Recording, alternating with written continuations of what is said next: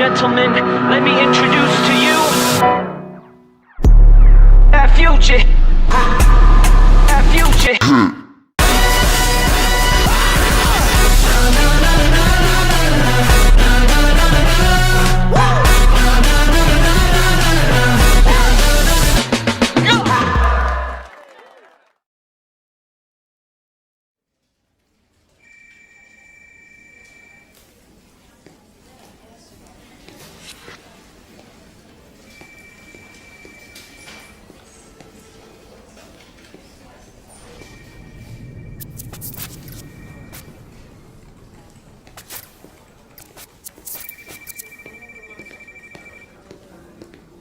Hola, buenas, soy Javier.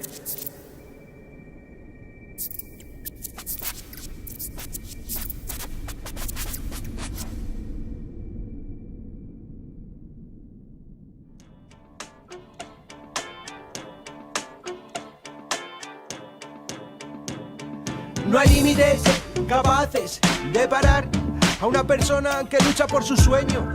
Pero existen miles de barreras que se levantan al paso para frenarla. Cada persona repleta está de posibilidades que le hacen machacar. Ella es Ixchel. Hace 26 años un accidente automovilístico le cambió la vida para siempre a ella y a su familia. Ese día perdió a sus padres y también la movilidad en sus piernas. Tenía apenas 8 años y desde entonces tuvo que usar una silla de ruedas para salir adelante. Tuve traumatismo craneal y tuve lesión en la médula, por eso ya no pude caminar. Y digo, fue medio feo porque pues ya me daban por desahuciada. Sin embargo, a pesar de su discapacidad motriz, nada la detuvo para que se pudiera preparar y sobresalir. Tiene una licenciatura, una maestría y habla 2 idiomas. Muchas veces su condición física fue limitada para obtener un espacio laboral. Sin embargo, desde hace 6 años es servidora pública en el gobierno del Estado de México. Pues me la vi difícil con algunos compañeros, pero pues yo siempre con la idea de que yo iba a poder más que ellos, pues me quedé con la plaza porque me tenía que quedar y...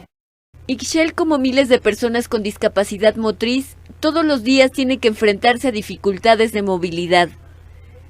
La falta de rampas en banquetas le complica la circulación por la calle. No puede usar la mayoría de los baños públicos porque no están adaptados.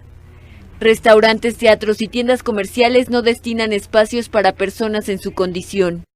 Cuando llegas a un estacionamiento y le dices al señor que está estacionado en lugar de discapacidad, le dices, oye, ¿qué estás haciendo aquí? Y te dice de groserías, mejor ahí ves la falta de educación que en unos niños de la primaria. Si Ixchel y el resto de las personas con discapacidad no se limitan, desearían que la sociedad no lo hiciera, pero desgraciadamente son discriminados y los hacen a un lado. Podrán tener limitaciones físicas, pero cuando algo se proponen, lo logran. Con imágenes de Vicente Maya, Ginarelli Valencia, Noticieros Televisa. Ladies and gentlemen, let me introduce to you our future. Our future.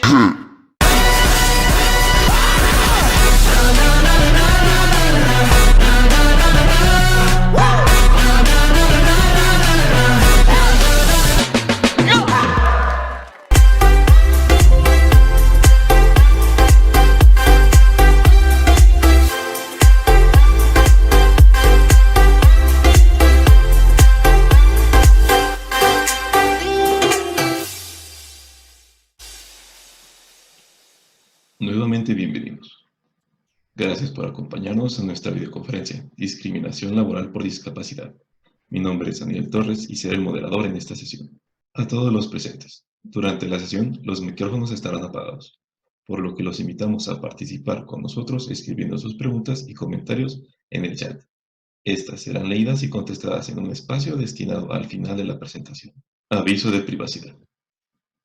El aviso de privacidad es para informarles que los datos que recabamos de ustedes, como nombre completo, correo electrónico, teléfono, datos para efectos fiscales y bancarios, imágenes, video, grabaciones de imagen y voz, identificaciones y o demás que se pudieran requerir para los fines de la presentación de servicios profesionales o impartición de cursos, talleres educativos, de terapia y demás actividades detalladas en el aviso de privacidad de nuestra página web. Son para otorgar información de ayuda y lo relacionado con los fines de la presentación de servicios profesionales. Me gustaría presentarles a nuestro equipo de ponentes de hoy. Lucía Evelyn Consuelo Sarmiento, licenciada en Derecho por parte de la UNAM, profesional con más de 17 años de experiencia en temas de asesoría de índole laboral desde contratos, convenios, outsourcing, renuncias, litigios ante juntas federales de conciliación y arbitraje, socia y fundadora del despacho Consuelo, Mayen y Abogados, por más de 8 años con sede en la Ciudad de México, quienes dan asesoría especializadas en propiedad industrial, derechos de autor, contratos, franquicias, programas de protección legal, temas de privacidad, entre otros. También contamos con la presencia de Antonio Franco Urdaneta, abogado en leyes con 2 maestrías en leyes. La primera en la Universidad de Zulia en Venezuela, país del que es originario, y la segunda en la Universidad de Toronto en Ontario, Canadá. Cuenta con diversas certificaciones en materia de ley práctica, Instituto de Trabajo, entre otras. Posee amplios conocimientos como consejero e investigador legal en temas de litigio comercial, entrenamiento, despidos injustificados, aplicación de derechos humanos en Ontario. Es miembro de la Sociedad de Leyes Ontario, Asociación de Abogados Hispano-Canadienses, Asociación de Abogados Canadienses, Sociedad de Abogados de Ontario, Red de Inmigrantes Profesionales, la Asociación de Redes y la Sociedad de Derechos de Zulia, Venezuela, además de conferencista y colaborar con la sociedad a través de voluntariado sin fines de lucro. Asimismo, les presento a Sandra Cienfuegos, psicóloga con orientación clínica y organizacional con maestría en Administración del Desarrollo del Talento Humano. Cuenta con certificaciones en psicoterapia cognitivo-conductual, programación neurolingüística, coach ontológica, administración del talento y capital humano, entre otros. Además de 15 años de experiencia en áreas de recursos humanos, puestos gerenciales e impartición de cursos y talleres. Por el momento, cedo la palabra a la licenciada Evelyn para dar inicio al tema. Hola, muy buenos días. Pues primeramente gracias a todos. Vemos que nos están escribiendo desde Tepic, Yucatán, Ciudad de México y varios lados. Estamos muy agradecidos también con quienes vamos a colaborar en esta plática. Y bueno, pues nos vamos directo al grano para que nos dé tiempo a todos. Quisimos tocar un tema de inicio que es un caso práctico totalmente. Es una situación que se dio en México. Estos temas nos van a ayudar a sensibilizarnos como sociedad y a saber qué hacer ante un caso de discriminación o a quién acudir.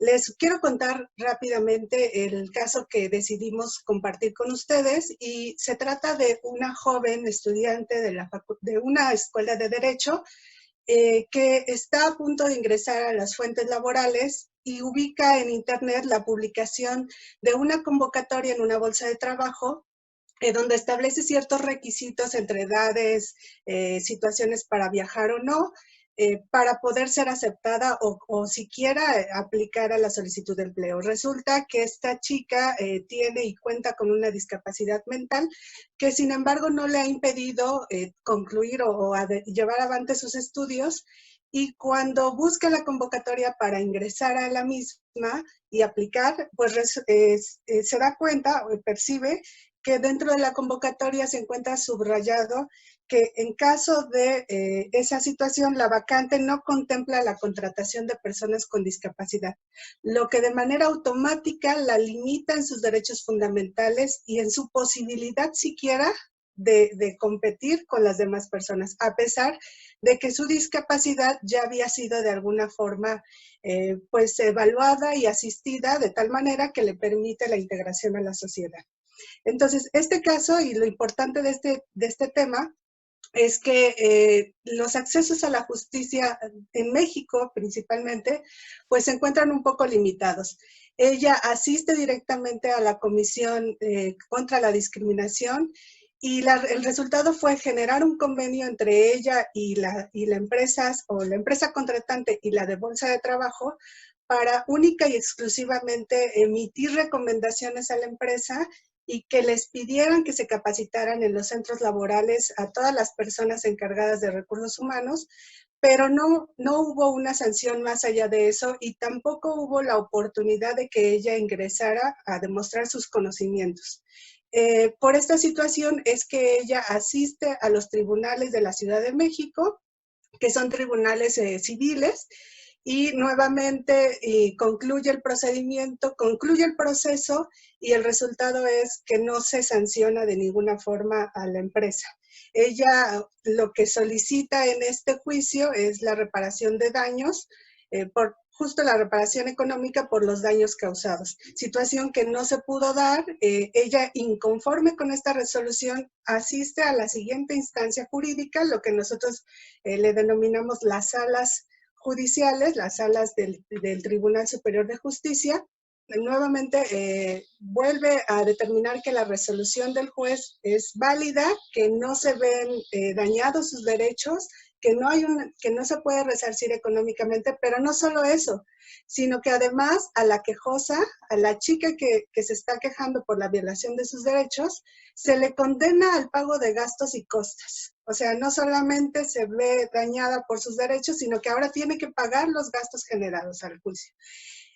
Continúa de manera inconforme porque todavía tiene recursos y asiste de manera directa a solicitar un amparo. ¿Para qué? Pues para que sea escuchada y revisada estas resoluciones y así revertir la misma.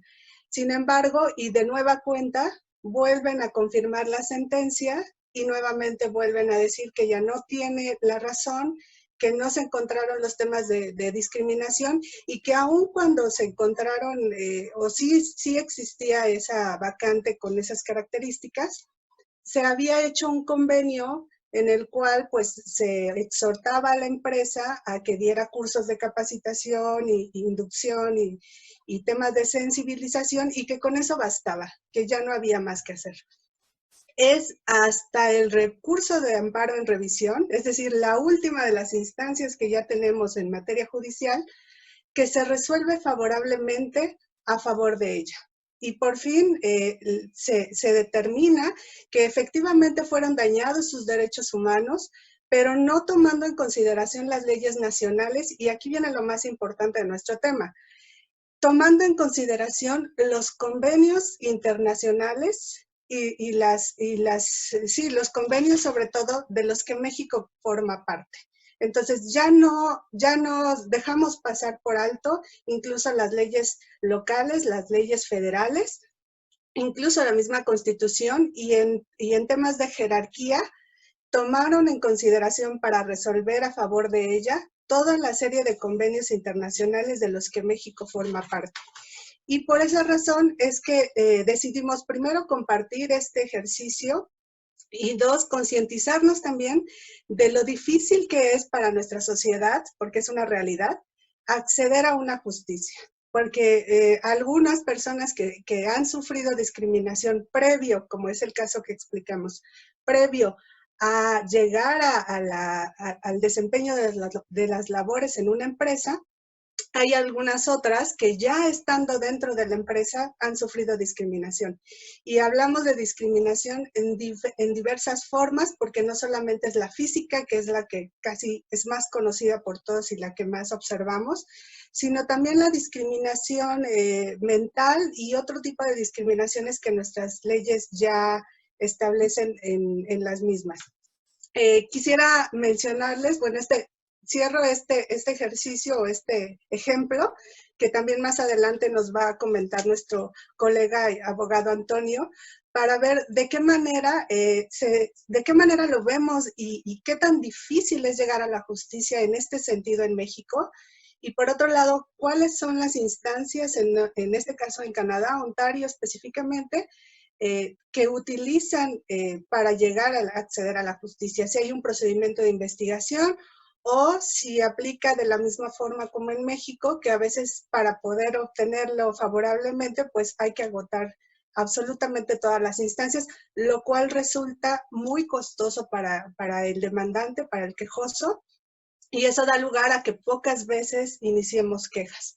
Entonces, les quiero compartir de manera muy rápida nuestro marco jurídico para que lo conozcamos, porque el hecho de conocerlo y aún no siendo expertos, pues sería importante saber a qué instancias podemos acudir, con quiénes podemos acudir y cuáles son las leyes en general que nos pueden proteger quizá porque nosotros no nos veamos directamente dañados en este tema, pero sí tenemos familia o tenemos amigos o tenemos conocidos que pueden acceder a diversas disposiciones legales o con las cuales se pueden apoyar y aquí lo que me pareció más importante observar es que desde un inicio podemos invocar incluso los tratados o los convenios internacionales para apoyarnos de alguna forma en el caso de nosotros como abogados y dar mayor fortaleza a los argumentos que vamos a plantear.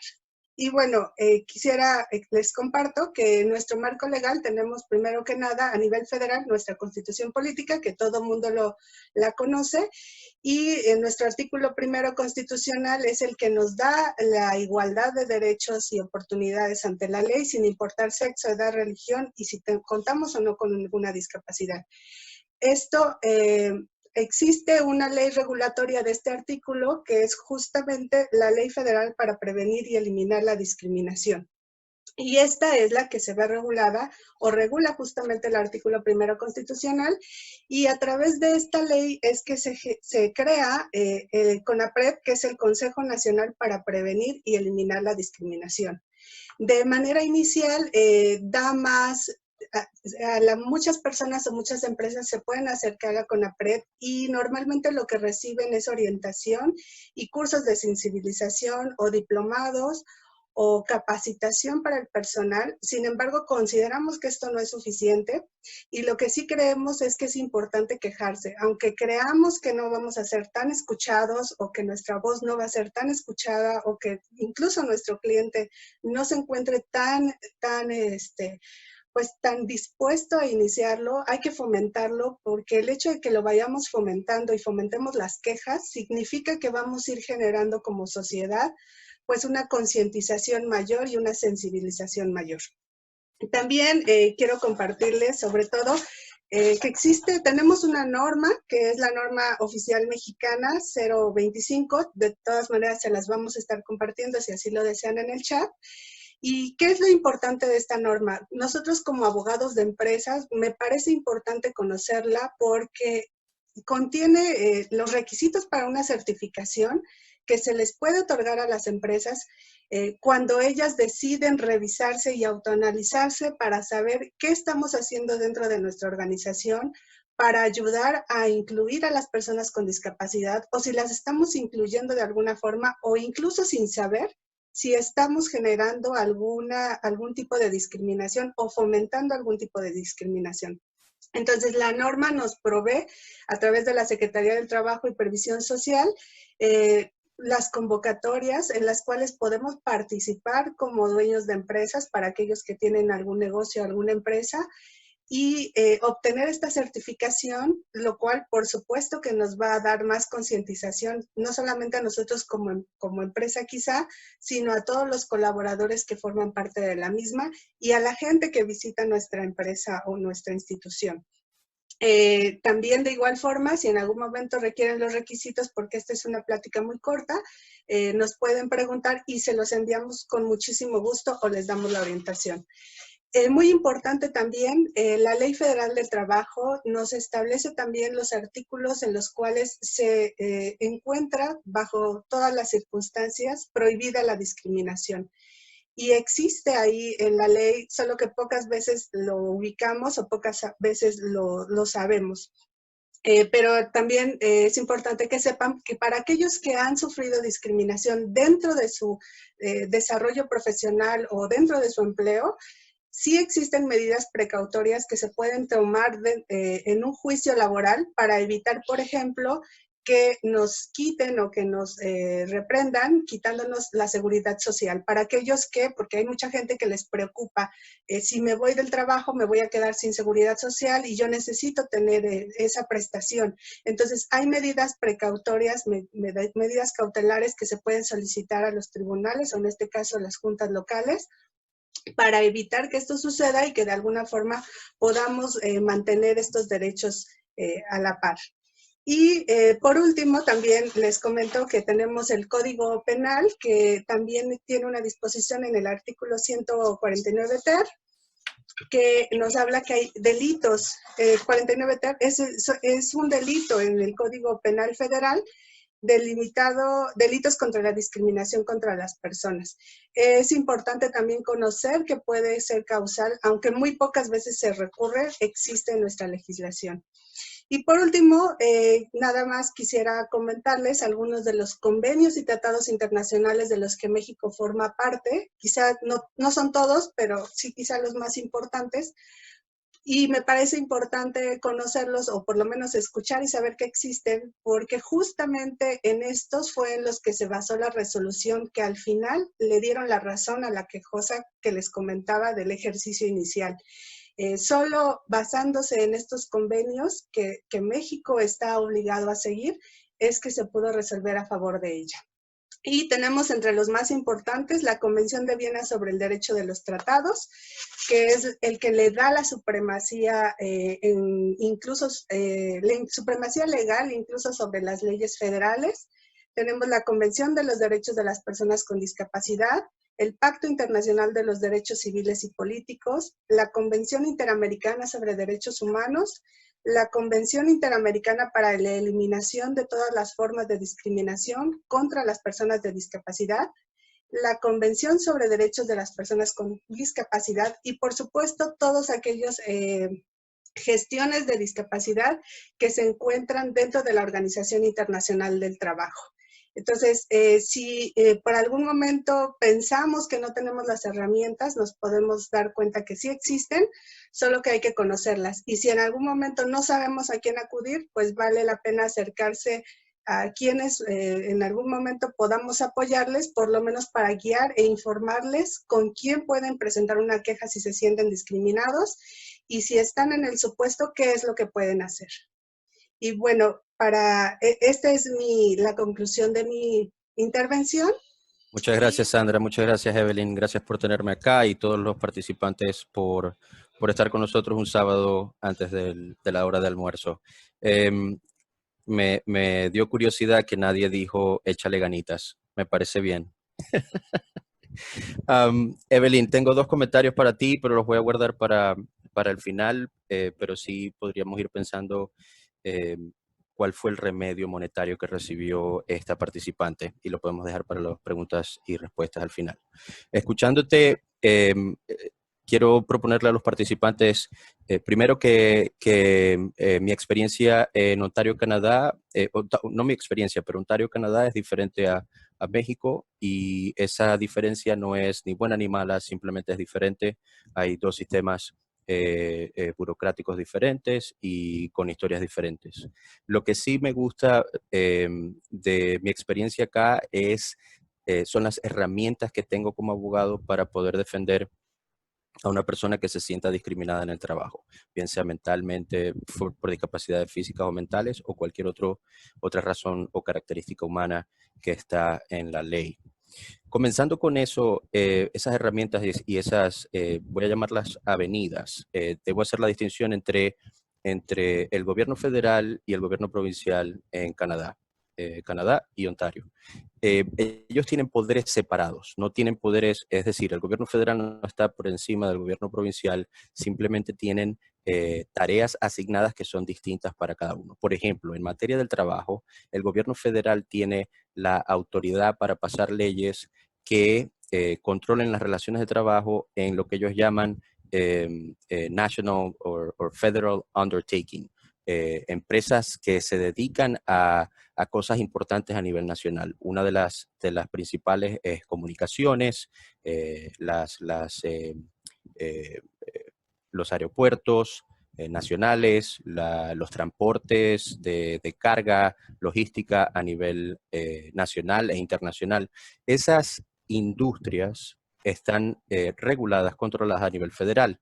Por lo tanto, las leyes que le van a aplicar a esas empresas son las que haya pasado el gobierno federal.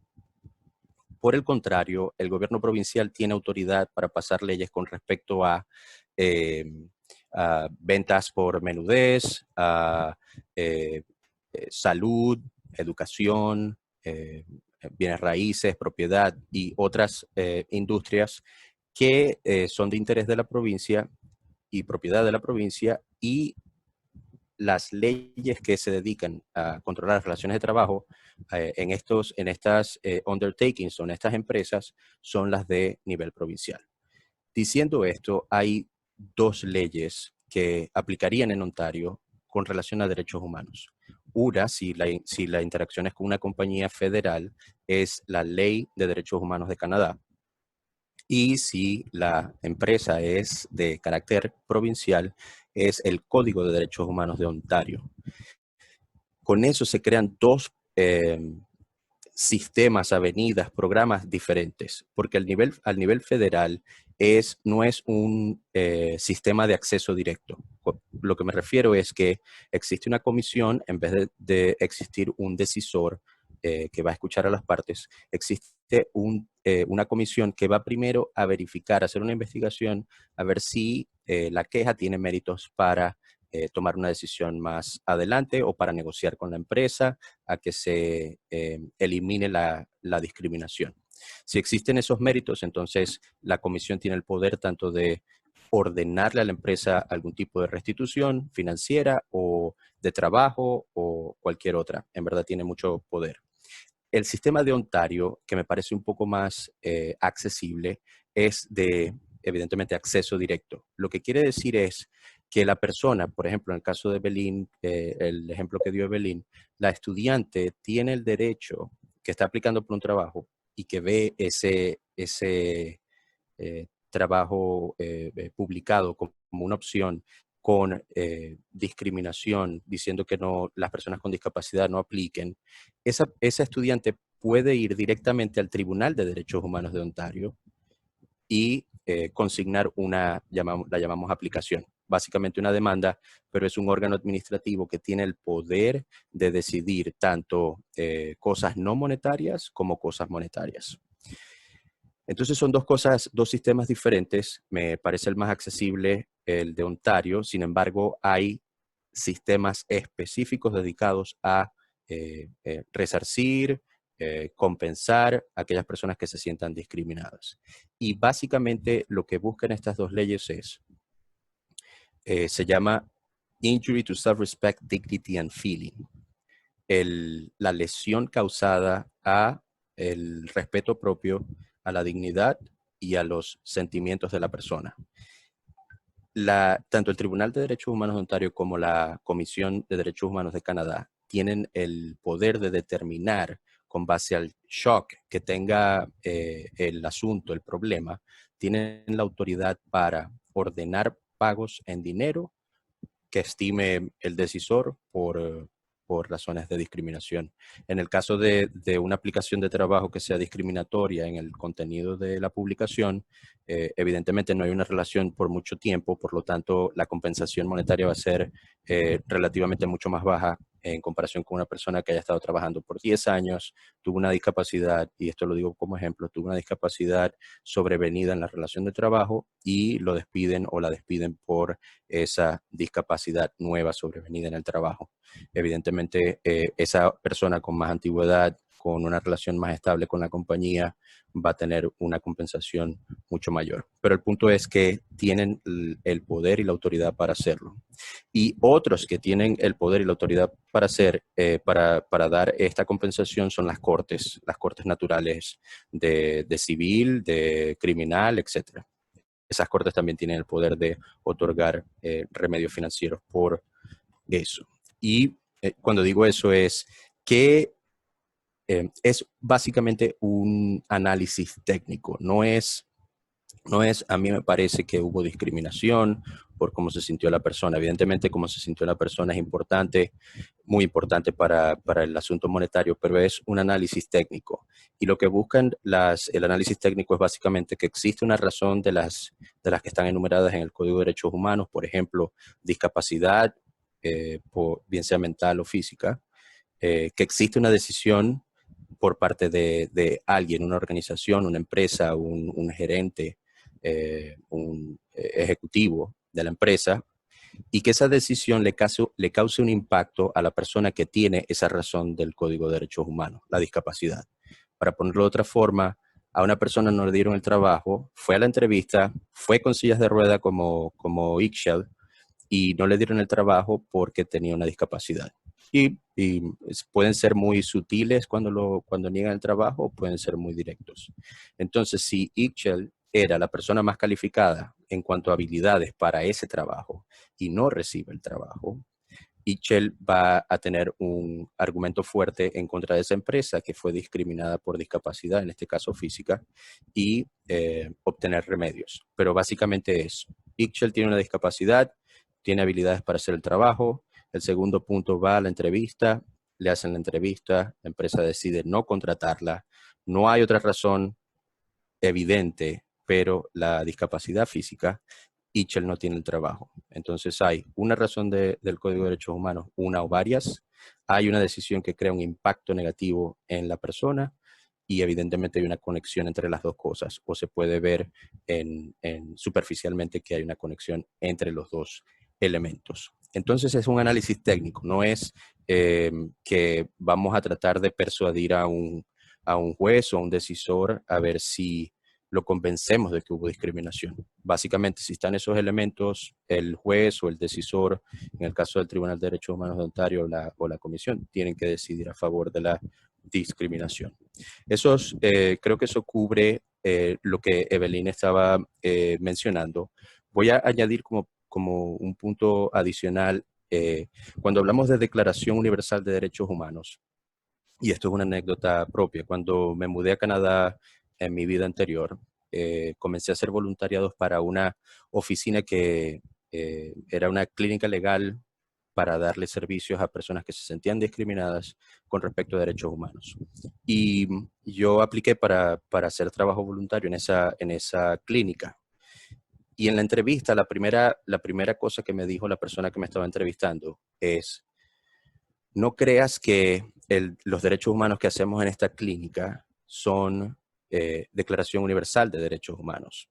Y evidentemente después descubrí que desde la Declaración Universal de Derechos Humanos, que evidentemente es la base de estas leyes, hasta la aplicación de derechos humanos en el trabajo, hay mucho trayecto.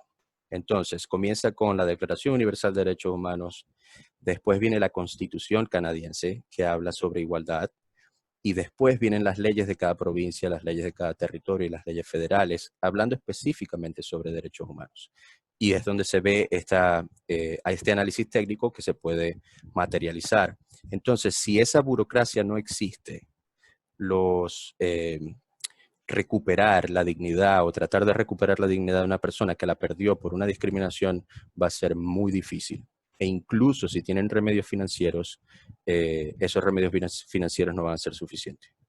Y con eso, bueno, le hago el pase a Sandra Cienfuegos. Y espero sus preguntas. Ok, muchas gracias, Antonio. Bien, continuamos entonces ahora con nuestro tema. Y respecto a este tema, me gustaría que hagamos la reflexión ahora desde el punto de vista psicológico, que es mi área de experiencia, sobre el tema de la discriminación. En este caso en particular, cuando hablamos de discriminación, ¿a qué nos referimos? Nos estamos refiriendo a una conducta de tipo prejuicio, donde negamos o limitamos la igualdad, ya sea de una persona o de un grupo social o de una institución.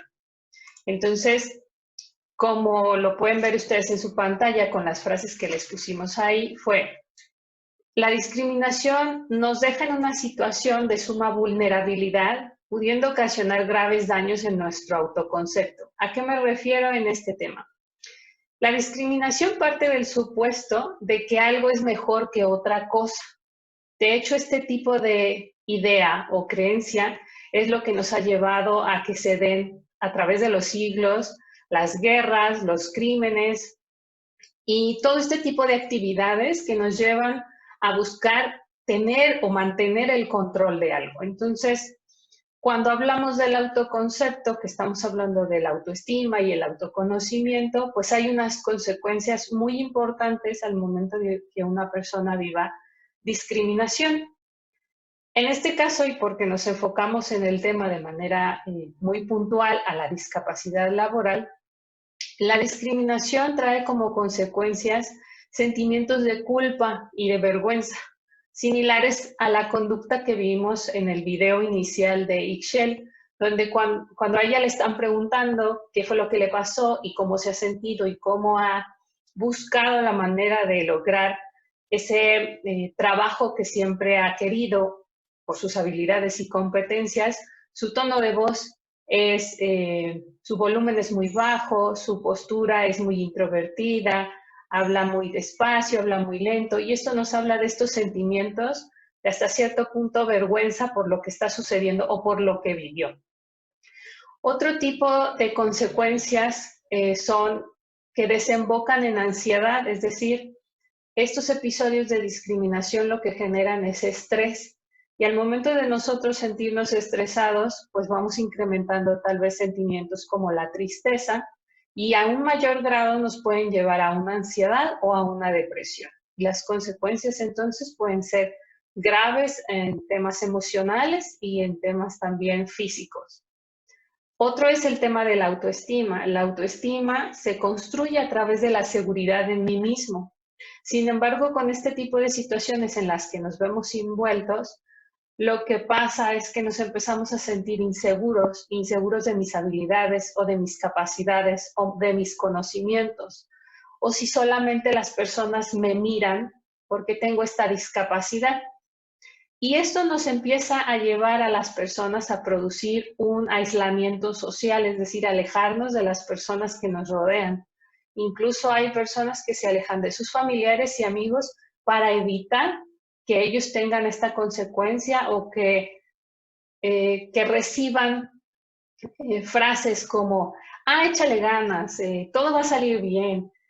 Y aunque son frases que los familiares y amigos les pueden decir para que ellos se sientan más positivos y generen esa seguridad y esa confianza, estas personas con baja autoestima lo que piensan es, pues me lo dice porque es mi mamá, o me lo dice porque es mi amiga y me quiere mucho y entonces por eso me lo dice. Realmente no significa que tenga una cualidad o un conocimiento, cuando es todo lo contrario. Realmente en muchas ocasiones lo decimos o lo compartimos porque es así, porque lo vemos, porque hay evidencias tangibles, ¿no? Yo veo que tiene los recursos y las competencias necesarias y por eso te lo digo. Sin embargo, con este tema de la baja autoestima, por esta inseguridad, por temas de discriminación, es un poco complicado que la persona lo entienda por sí mismo que tiene esas cualidades.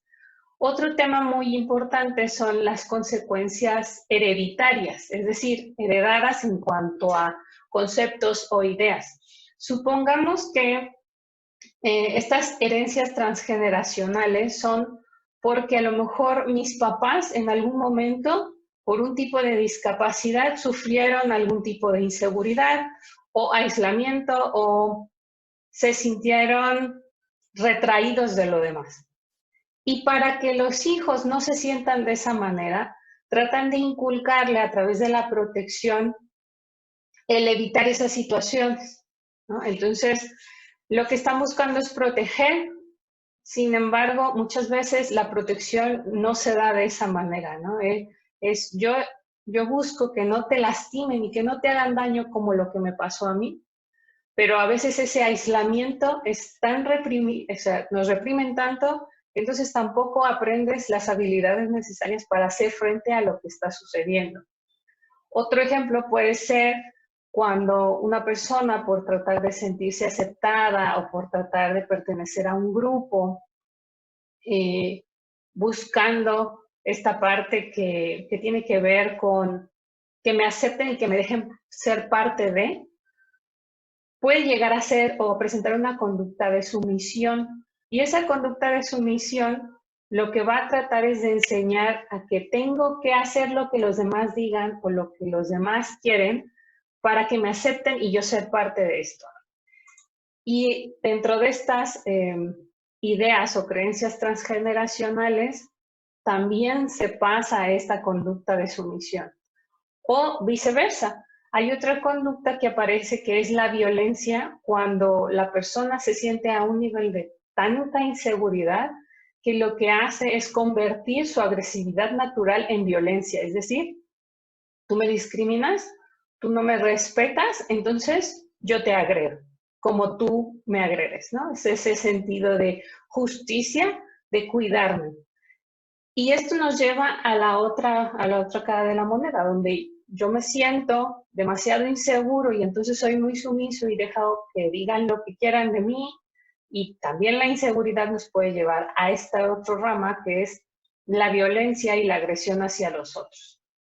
Entonces, todo esto nos afecta en nuestro sentido de pertenencia, en nuestro sentido de querer ser parte de, y en este tema de autoestima que es sumamente fundamental y que en muchas ocasiones sus repercusiones tienen que ver, como lo dije al principio, con temas de ansiedad, con temas de falta de manejo de estrés, con incluso temas de depresión. Y esto lo vemos reflejado en las mismas personas que vivieron esta discriminación por el tema laboral, como con sus familias o con los amigos que están a su alrededor.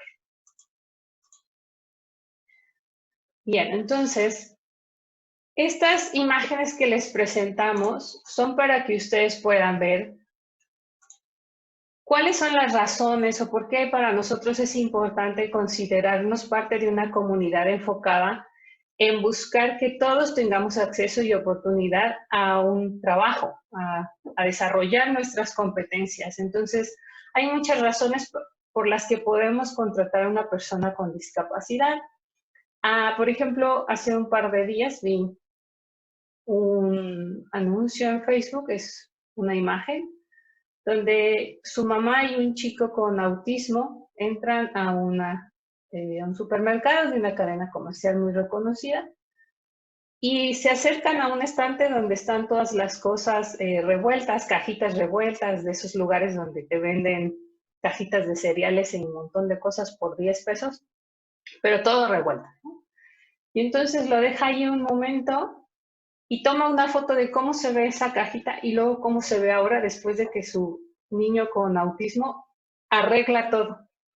De tal manera que las cajitas quedan organizadas y ordenadas por colores, por tamaños y todo queda organizado, ¿no? Y entonces ella reflexionaba y decía, cuando le das la oportunidad a alguien de aprovechar esa habilidad que tiene a favor de, es cuando ves resultados diferentes, ¿no? Estamos hablando de todos tenemos competencias, habilidades y capacidades distintas. Y es verdad que hay ciertos aspectos que podemos cuidar y que necesitamos hacer conciencia de cómo podemos ser parte de la comunidad dentro de la cual podamos nosotros apoyar en ese desarrollo de habilidades, de esas destrezas y reconocer eso más que un tema de una discapacidad. Que al final hay muchísimos ejemplos de restaurantes, de lugares donde ciertas personas, por ejemplo, con síndrome de Down, abrieron una cafetería y se volvieron muy famosos y exitosos. Y aunque la gente al principio compraba porque sentía esta necesidad de ayudar y de, pues me siento un poco culpable, les voy a ayudar, realmente el hecho de que sigan comprando y que se hagan más famosos es porque su producto es bueno y el servicio es muy bueno. Entonces, si al principio lo que movió a la gente a ir a comprar a ese lugar fue el sentimiento de te voy a ayudar o creo que lo necesitas, en realidad se dieron cuenta de que es por el servicio y por el producto. Entonces, es lo que estamos tratando de buscar a través de este tipo de charlas y de lo que nosotros les compartimos el día de hoy. Agradezco a todos nuestros ponentes por compartirnos tan valiosa información y a todos los asistentes por acompañarnos, por lo que me gustaría hacer de su conocimiento la siguiente información.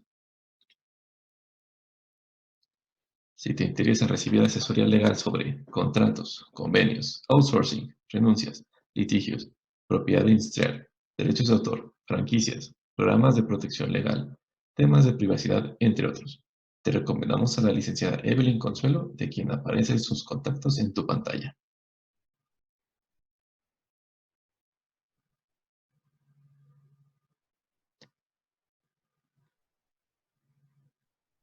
Si buscas mejorar tus conocimientos sobre cumplimiento de leyes del trabajo, estándares mínimos, derechos humanos, salud y seguridad ocupacional, Asimismo, aprender más sobre la forma de abordar temas como acoso en los lugares de trabajo, así como acoso sexual, discriminación y violencia, o buscar asesoría legal. Te dejamos los datos de contacto y redes sociales del licenciado Antonio Urdaneta y sigas aprendiendo más sobre las mejores prácticas a nivel mundial.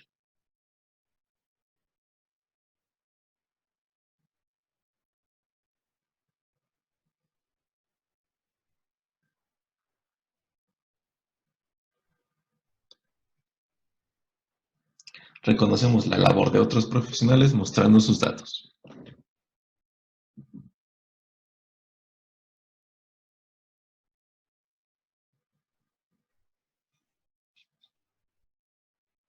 Agradecemos a todos los asistentes por su participación en este evento y oficialmente damos por concluida nuestra videoconferencia. Que tengan una excelente tarde.